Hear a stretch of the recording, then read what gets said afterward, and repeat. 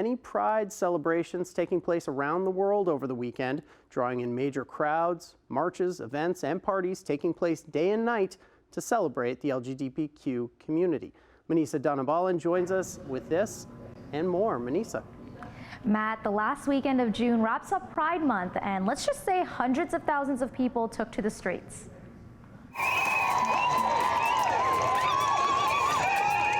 In cities around the world, people came together to celebrate Pride this past Saturday and Sunday.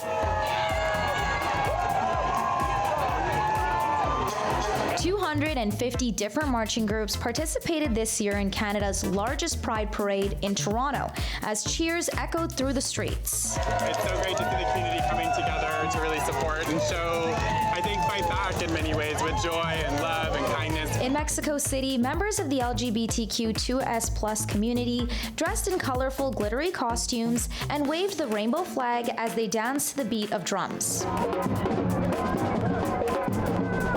while waves of color decorated the streets in New York City.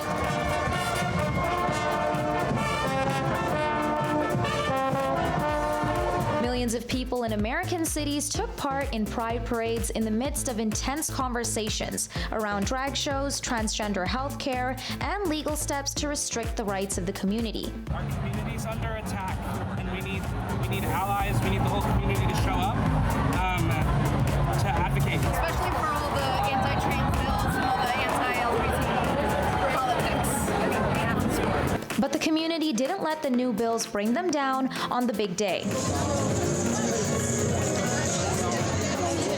In the French capital, thousands walked to the sound of music in Paris. The focus of their march this year was to protest against homophobic and transphobic violence, which has been on the rise recently in France.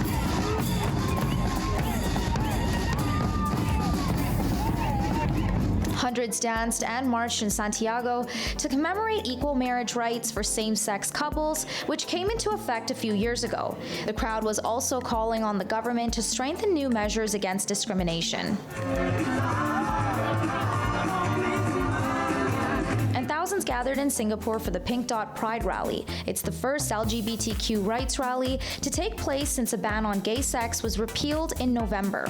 Participants say they're noticing a growing tolerance towards the queer community. I personally think from their perspective, from the older generation, because they have been so used to following what the government wants them to do, it makes it a lot easier for me now that it has come from the government, and it makes it a lot more easier for me to explain to them. Other areas held their Pride celebrations a little earlier this month. Brazil's largest city had their parade 2 weeks ago.